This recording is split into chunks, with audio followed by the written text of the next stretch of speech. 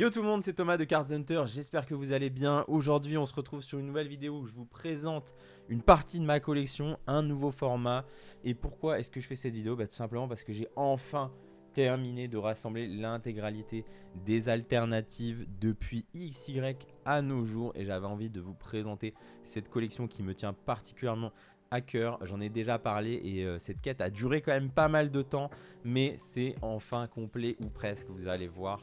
Je vais vous présenter ça. Je ne sais pas si vous saviez qu'il y avait des alternatives déjà sur le bloc XY, mais il y a plein de choses qu'on va regarder ensemble aujourd'hui. Ça me fait vraiment plaisir de partager ce bout de la collection avec vous.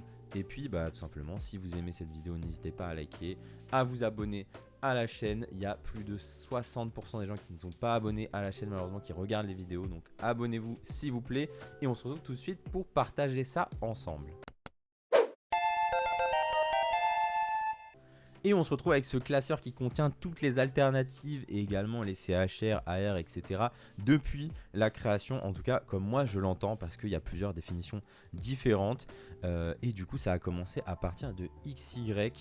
Donc c'est quoi une alternative? Tout simplement c'est une version alternative d'une carte qui existe déjà en version normale, full art, etc.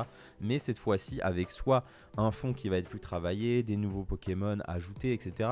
Un petit peu plus de background, une illustration beaucoup plus travaillée avec beaucoup plus de détails et qui va apporter quelque chose qui pour moi a ramené énormément de fraîcheur dans Pokémon, parce que le bloc noir et blanc, honnêtement, on se faisait un petit peu chier avec juste des full art et des gold. Ici franchement on step up de fou et on a lancé pour moi ce qui est le Pokémon moderne et ce que tout le monde aime aujourd'hui, hein. Tout le monde aime les AR, tout le monde aime les TG, les GG, tout le monde aime les alternatives. Et du coup ça a commencé ici. Alors ça n'a pas commencé ici en réalité, mais c'est moi qui ai mis dans cet ordre là par question de préférence. En réalité les toutes premières alternatives, ce sont ces deux cartes qui sont Kyogre de Team Aqua et Groudon de Team Magma. Voilà, des alternatives full art comme je l'entends moi, hein. Bien sûr il y a peut-être eu des versions alternatives d'autres cartes avant, mais sur cette ère moderne en tout cas c'est la première fois sur CP1, la série CP1, qu'on a tenté des alternatives. Donc avec ces deux cartes qui sont magnifiques franchement, je vous les montre plus en détail. Voilà ces toutes premières alternatives. Du coup ensuite dans ce classeur j'ai également mis les full art de CP2 qui pour moi ont la vibe des alternatives. C'est des full art, on voit plein de Pokémon, etc. C'est dans l'esprit un petit peu des AR en fait, ou des TG, on va dire, ces cartes là. On va dire c'est un peu les premières CHR, AR, TG. Je sais pas comment les appeler, il y a plein de noms différents. Mais voilà, des cartes full art également, avec un background travaillé, on y voit d'autres Pokémon, etc. Et du coup ces cartes là font partie de la série CP2, qui est la deuxième série spéciale du bloc XY Legendary Shine Collection, tout simplement, qui est vraiment magnifique, hein, avec notamment ce Latias Latios, très très beau, le Arceus, Kyurem, Zekrom, Arceus, Dialga, vraiment il n'y a que des Pokémon très stylés. Et du coup ensuite, après CP1 et CP2, nous avons eu l'arrivée des premières alternatives dans les séries classiques avec Mewtwo X ici dans les deux séries XY8. Donc il y a eu deux séries au Japon XY8 et on a eu à chaque fois un Mewtwo Gold alternatif dans chacune de ces séries. Voilà, je vous montre plus en détail. Donc ensuite dans XY9 nous avons eu ce Léviator X, dans XY10 Alakazam X avec ici vraiment magnifique, un Lugia derrière, le Noctali ici. Ensuite on a eu ce Gardevoir X et ce Volcanion X dans XY11 qui sont vraiment magnifiques également, avec derrière Yveltal et Xerneas. Donc vraiment une très très belle page. Voilà, donc ensuite nous avons eu, donc, je vous ai dit c'est vraiment pas dans le vrai ordre, mais je trouve que esthétiquement c'est ce qui me plaît le plus en tout cas. Donc ensuite après nous avons eu CP3 qui est la Pokécune Collection, qui a 4 cartes alternatives que je vous montre, qui sont ici en haut. Donc ce magnifique Pyroli X, ce Pikachu, Gardevoir X et Nymphali X ici, qui sont assez emblématiques. Je pense que vous avez tous vu passer ces cartes auparavant, qui sont vraiment magnifiques. Ensuite, comme pour CP2, j'ai les cartes de CP5 qui sont des espèces de full art aussi un petit peu alternatives, voilà, qui ressemblent à des AR, qui sont vraiment magnifiques, notamment ce Mew, Manaphy, Celebi, le Shaymin aussi qui est très très beau. Et ensuite, il y a également Darkrai, Jirachi, et on arrive jusqu'au Arceus ici. Voilà. Donc ensuite, voilà, c'est vraiment pas dans l'ordre original, mais c'est l'ordre que moi j'ai choisi en tout cas. Ensuite, nous avons les alternatives qui sont absolument incroyables de CP6, la dernière série du bloc XY, donc Florizarex, Tortank X, Dracofeu X et Pikachu X, qui sont chez nous des promos de coffrets, mais qui sont au Japon des cartes qui sont des secrètes de l'équivalent d'évolution. Voilà, donc au Japon, dans XY Evolution, en fait, qui s'appelle CP6, vous aviez ces cartes alternatives qui sont des secrètes, qui sont vraiment les cartes à avoir de la série, alors que chez nous, ce sont juste des simples promos de coffrets, même si elles sont, quoi qu'il arrive, sont magnifiques. Donc vraiment, ces cartes-là, je les aime beaucoup, avec à chaque fois, dans le fond, on va trouver Voltali ici, Pyroli, Aquali, ici un sécateur et Rafflesia, magnifique. Un Léviator ici, Magmar et Electek. Vraiment, ces cartes-là, c'est parmi mes préférées du bloc XY. Donc ensuite, on a quelques petites promos qu'on peut également ranger dans cette section des alternatives, ou pas, Magerna et Jirachi ici. Donc ce Jirachi qui est très très dur à trouver. Et puis, alors qui n'est pas dans le bloc XY au final, mais qui font partie de la série Best of XY, nous avons ces deux alternatives Gold également qui sont absolument magnifiques, Shaymin et ici c'est Yveltal. Du coup, vraiment très très belle carte, assez difficile à trouver. Cette série Best of XY qui est extrêmement recherchée et qui contient les premiers dresseurs alternatifs au final, si je dis pas de bêtises. Donc si vous voulez, c'est pour ça que cette série vaut très cher, parce que dedans on va retrouver des cartes comme N alternatif ou d'autres alternatives de dresseurs qui coûtent extrêmement cher. Du coup, après nous avoir fait toutes ces magnifiques alternatives sur la fin du bloc XY, passe quelques séries sans alternatives et on se retrouve sur Légende Brillante, donc SM3+, sur le nouveau bloc Sun and Moon, où on a notre première alternative qui est ce Mewtwo GX alternative qu'on connaît tous, le Mewtwo incubateur comme on l'appelle chez nous. Voilà, magnifique carte. Et après voilà, encore plusieurs séries avant que Pokémon se mettent à refaire des alternatives de manière récurrente à partir de SM9, donc Tag Bolt. Ici, on a l'arrivée à la fois des Tag Team GX et à la fois le retour des versions alternatives des cartes qui sont des secrètes assez dures à choper et qui sont absolument magnifiques. Donc vraiment, là, Pokémon s'est à nouveau réveillé. Je sais pas ce qui s'est passé entre SM3+, et même entre la fin du bloc XY et SM9. Pourquoi 9 séries sans vraiment d'alternate? C'est un peu bizarre. Mais du coup, on se retrouve avec ces magnifiques alternates, dont certaines qui sont cultissimes, que beaucoup aiment, notamment ce Latios Latias qui forme un cœur qui est absolument magnifique. Il y a beaucoup d'alternatives chez nous qui sont devenues des promos, mais qui au Japon sont des cartes de série.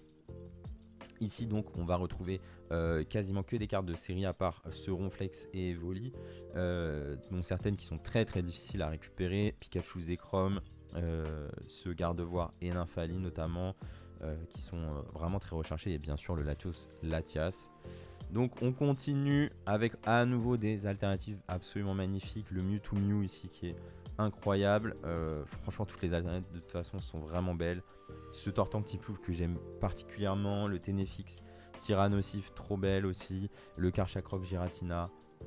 Franchement, toutes ces alternatives de Sun and Moon sont vraiment vraiment magnifiques. Et du coup, oui, celle-ci, beaucoup de gens ne le savent pas, mais chez nous, c'est une promo de TB.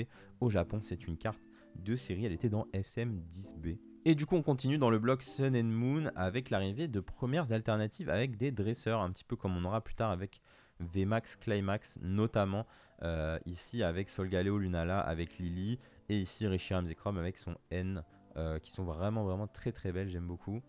On a également cette alternate ici qui est assez emblématique, la statue de Arceus, Dialga et Palkia. D'autres très belles alternates chez nous qui sont des promos, Mentali et Deoxys, Darkrai et Noctali, qui sont très très cool. Cette carte-ci aussi, il me semble, est une promo, celle-ci aussi est une promo chez nous. Mais au Japon, elles se valent assez cher, c'est quand même des secrètes de série et souvent parmi les meilleurs. Et puis on a pour finir qui se trimballe tout seul, cet infâme Evoli GX alternatif. Allez, du coup on arrive sur notre bloc épée bouclier. Beaucoup d'entre vous, je sais, se sont mis à Pokémon à ce moment là, et pareil, on a eu quelques séries, mais cette fois-ci on n'a pas attendu 9 séries, on a juste attendu 5, 7 avant d'arriver sur les premières alternatives. Et depuis on ne s'est plus arrêté, Pokémon ne s'est plus arrêté. On a enfin compris qu'il fallait pas nous faire 1, 2, 3, 4 séries en début de bloc sans rien, ça marchait pas, c'est une très mauvaise idée pour eux. Et du coup on a vu l'arrivée des alternatives comme on les connaît maintenant, avec les premières V alternatives, les toutes premières, notamment le Tyrannosif et le Pingoléon, moi qui m'ont direct choqué, qui m'ont donné envie de collectionner ces alternatives très très rapidement, qui sont absolument magnifiques, et les premières VMAX alternées qui sont devenues des goals à chaque fois, vraiment les cartes très très dures à choper, notamment les 2 Chifours pour commencer. Ensuite on a l'arrivée de l'extension suivante qui aussi a marqué et qui fera partie chez nous de Règne de Glace, le début de Règne de Glace avec les 3 oiseaux de Galar en version alternative. Beaucoup de gens ont également full craqué sur cette série avec ces 3 oiseaux, notamment le Sulfura qui est très très recherché. On a une VMAX ici qui est oubliable. On a nos premières promos alternatives sur le bloc avec Dunaconda et le Celebi qui est ici, qui était je crois des cadeaux offerts à l'achat de display si je dis pas de bêtises. Et puis on a la deuxième partie de Règne de Glace avec les Silverois, Boreas, ce Zeraora aussi qui a matrixé beaucoup de gens, et puis cette carte magnifique de Silverois VMAX faite par Mitsuhiro Arita qui est absolument incroyable. Alors on arrive sur la seule partie qui, voilà, bon, où on a des cartes en français de tout mon classeur. Voilà, vous savez, je collectionne le japonais, mais ces cartes là en japonais sont limitées, il me semble, à 3000 pièces chacune, et elles valent, voilà, si je voudrais acheter les 3, il faudrait débourser une somme équivalente à 10 000 euros, ce qui est absolument ridicule. Je vais éviter de faire ça, et puis on va juste garder les françaises ici. Franchement, n'hésitez pas à faire ça aussi quand il y a des cartes. Si vous collectionnez le japonais mais qu'il y a des cartes trop chères, bah, mettez quelques cartes en français, c'est pas très grave au final. Et puis si vous collectionnez le français et qu'il y a des cartes japonaises moins chères aussi, n'hésitez pas. C'est pas très grave sur ce genre de cartes, ça dénote pas tant que ça. Ça dénote plus si vous avez des cartes à bord jaune, là c'est sûr. Ensuite, on arrive sur la série de tous les débats. Du coup, Eevee Heroes qui a matrixé tellement de gens. On arrive avec cette magnifique page avec toutes les secrets de Eevee Heroes. Ici, toutes les alternatives. Déjà, c'est la première série où on a autant d'alternatives. Je pense qu'il n'y en a même jamais eu d'autres en japonais. Deux séries avec autant d'alternatives, 12, dont 4 VMAX. Vraiment une série de dingue. Absolument impossible à la sortie de choper un display à moins de 100-150 euros. Et puis c'est le début du scalping au Japon. En vrai, c'est à partir de cette série-là que c'est vraiment parti en sucette. Sur Reine de Glace, c'était super simple de choper des displays. Il n'y avait vraiment pas de souci pour trouver un display à 40 euros, voire 50 euros maximum. Mais à partir de cette série, vraiment Pokémon est parti en vrille. C'est en même temps que la hype est montée aussi sur Pokémon. Vous vous en rappelez tous, j'imagine. Cet été 2021, il me semble. Et du coup ça fait vraiment une magnifique page comme ça avec ces pages. Voilà, moi je collectionne avec des pages 4x3 quadro. Je trouve que c'est plus beau, on voit quand même beaucoup plus de cartes. C'est plus esthétique aussi, le côté un petit peu carré, je trouve. Je sais pas, moi j'aime plutôt qu'avoir des pages en 3x3. Je préfère vraiment largement ce format. Dites-moi d'ailleurs en commentaire si vous préférez les versions quadro ou si vous préférez les binders normaux en 3x3. Ensuite on continue, on a l'arrivée des premières promos VMAX alternatives avec ce Mentali qui était disponible dans le coffret, dans un magnifique coffret avec 2 displays Eevee Heroes. Et puis on a également le Ectoplasma qui est une de mes alternatives préférées all time, et le Inteleon qui était des promos. Ça c'était cool, dans des decks on pouvait avoir aléatoirement de temps en temps une alternative au lieu d'avoir la version normale. Ça je trouve ça trop cool, faudrait qu'ils refassent ce concept, que dans des decks tu puisses avoir des alternatives. Ça donne vraiment plus envie d'acheter les decks, clairement. Et on a l'arrivée de l'autre partie de EB7 qu'on connaît chez nous, Évolution Céleste, avec toutes ces altes magnifiques. Le Rayquaza ici, Rayquaza VMAX alternatif, le Dracolos qui est également une de vos préférées, je sais. Allez, on enchaîne avec les alternatives de EB8, de Point de Fusion ici, et puis également les alternatives de EB9. Voilà, avec le Dracofeu, le tout premier Dracofeu alternatif. Au final, il n'y en a pas eu avant, même dans XY. Il y en a eu dans des tag teams et autres, mais bon, un Dracofeu tout seul, c'est le premier. Et puis également les cartes de EB10, le Dialga et le Palkia qui sont assez emblématiques. Et on arrive sur la dernière page. Voilà, déjà, je reprécise qu'à partir de EB9, on n'a plus de VMAX alternative. Ça, c'est dommage. Honnêtement, j'aurais aimé que ça continue, moi perso, de donner vraiment un goal ultime dans les séries. Peut-être que ça prenait des proportions trop élevées. Je sais pas pourquoi ils ont arrêté. Honnêtement, je suis assez curieux. J'aimerais bien savoir pourquoi. Mais à partir de EB9, voilà, plus de VMAX alt. mais on a quand même eu des altes de fou, notamment le Giratina qui a choqué les esprits, le Subterra V qui est absolument incroyable, et le Lugia qui vient finir en beauté les alternatives de épée, bouclier tout simplement. Donc vraiment un très très beau bloc avec des cartes absolument magnifiques. Maintenant dans ce classeur, j'ai aussi, comme je vous ai dit, les CHR, AR, etc. Donc ici on a les CHR de Dream League qui sont les premières CHR, on va dire, comme on connaît maintenant les premières AR. Mais ici qui introduisait des personnages, donc caractères rares, parce que à chaque fois on a un dresseur et son Pokémon. Donc ça c'était vraiment très sympa dans la série Dream League, une super série. Et c'est la première fois qu'on a comme ça dans un display, en plus d'avoir nos secrètes, nos X ou nos V ou autres, on avait 3 hits en plus, donc 3 CHR. C'est ça qui a un petit peu introduit les AR qu'on connaît maintenant. Ici on a la promo également qui est sortie pour l'occasion, une promo avec Lily et Melofée, et du coup cette carte a spike récemment parce que toutes les cartes avec Lily valent assez cher honnêtement. Et du coup 2 ans après Dream League environ, on a enfin le retour des CHR sur VMAX Climax. C'est comme ça que beaucoup d'entre nous ont connu les CHR au final, le retour de ces espèces de full art alternatives avec des dresseurs qui sont absolument magnifiques. Vous les connaissez tous, je vais les passer plus en rapidité ces cartes là, mais la réintroduction des CHR c'est vraiment très cool. Et puis on a l'arrivée également des CSR, des versions CHR mais en version V ou en version VMAX carrément, sur cette série VMAX Climax qui nous a tous matrixé quand c'est sorti. Franchement c'est pour moi le début des grandeurs sur Pokémon, le début de la folie en vrai sur ces alternatives, etc. Ça a vraiment marqué un step, en tout cas un vrai cap a été passé avec cette série sur la qualité des séries Pokémon à mon avis. Ici notre réunion de Rosemary qu'on peut assembler ici, c'est assez cool d'avoir ça comme ça. Les premières VMAX, notamment Nymphali, Pikachu en version CSR. Et puis on continue sur VMAX Climax, voilà, avec les dernières CSR ici et là. Et donc ensuite on a l'arrivée dans les séries classiques des CHR, ici avec S9A, qui nous a bien marqué aussi avec ce Staros V et ces cartes qui vont composer la TG sur nos séries en France qui sont assez cool. Tout le monde voulait choper ces deux V qui sont pas vraiment des alternatives à proprement parler, mais si en fait. Donc c'est un peu bizarre, hein.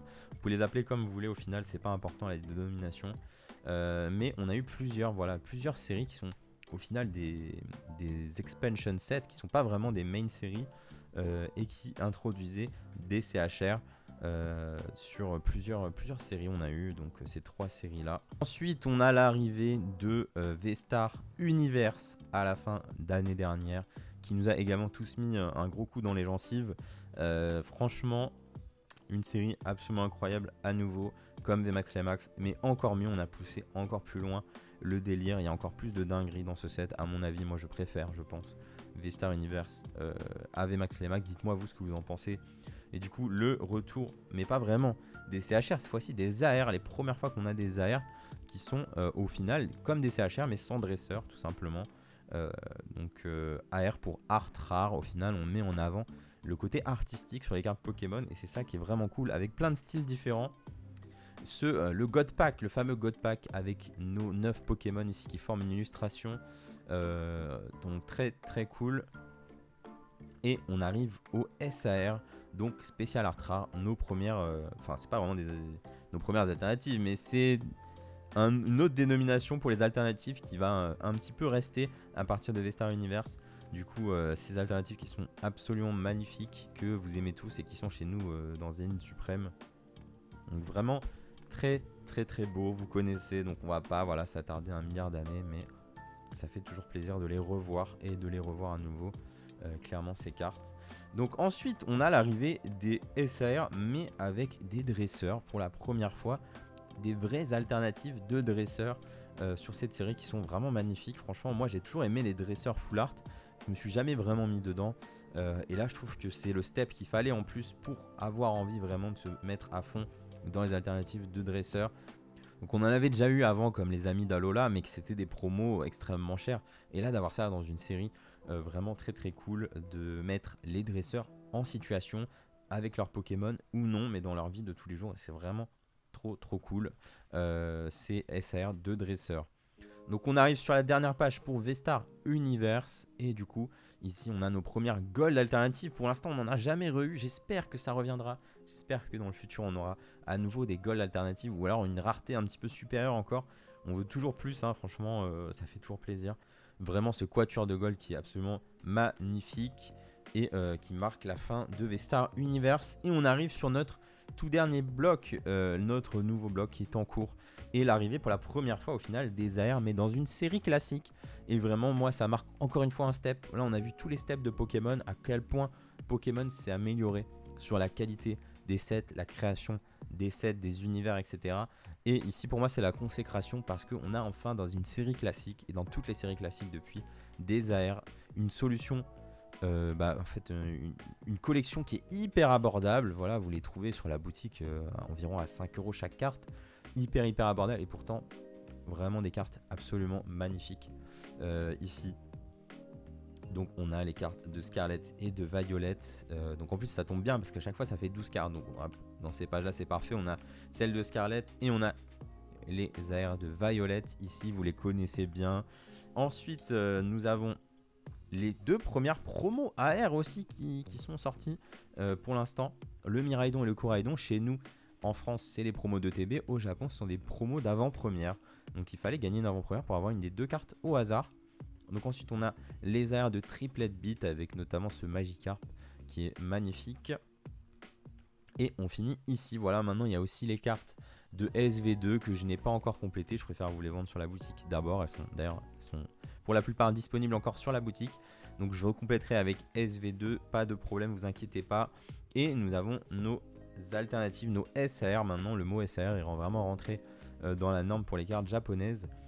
Du coup des trois premières séries, donc de Écarlate, Violet et de Triplet Beat ici. Et puis également, vous le savez, les alternatives de dresseurs qui continuent dans les séries classiques et qui sont les cartes qui affolent les Japonais en ce moment. C'est vraiment une dinguerie ces cartes là, elles valent extrêmement cher. Du coup on a nos alternatives de dresseurs ici, on en a deux par série pour l'instant. Donc ici on a les deux premières de Scarlet, Violet notamment, cette Mimosa qui était la première à affoler les Japonais, voilà, avec cette carte qui partait à un moment quasiment à 1000 €, qui est bien redescendue depuis. On a également les cartes de Triplet Beat ici avec la Elige et Getis. Et puis je les ai pas toutes là, il me manque les deux autres, mais les alternatives dresseurs de SV2 également que je vais compléter, vous inquiétez pas. Et j'ai eu la chance quand même, sinon j'aurais pas ces cartes là, mais j'ai eu la chance d'ouvrir cette Elige et cette Yono qui valent extrêmement cher.